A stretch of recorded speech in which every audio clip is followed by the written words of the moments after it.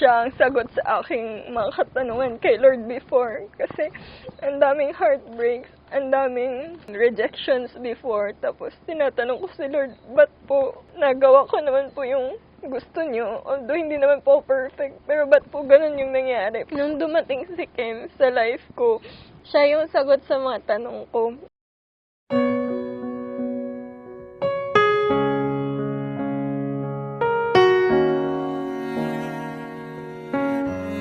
She's more than just a pretty face in a late night bar, more than just a pair of tight jeans sitting in your car. She's more than a last call kiss or a one night stand.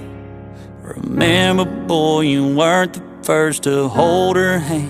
She's somebody's daughter, she's somebody's everything. She's somebody's little girl, even if she's grown up and moved away.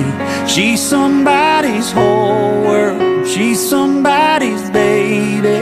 And if you don't treat her right, hers won't be the only heart you're breaking. She's somebody's daughter.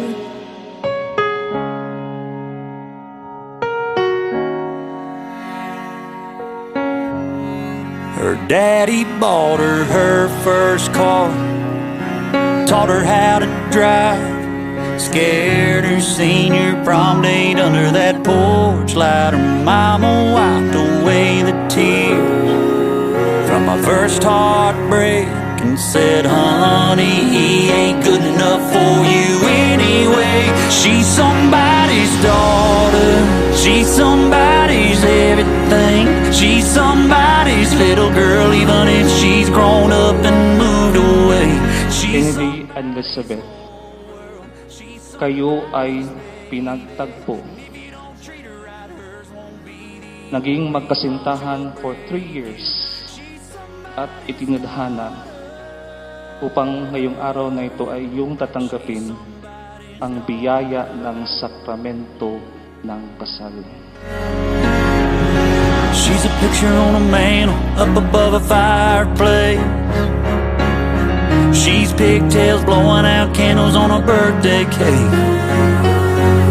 She's a driving off to college, tear in her mama's eyes. Yeah, she's a daddy's girl, better treat her right, 'cause she's somebody's daughter.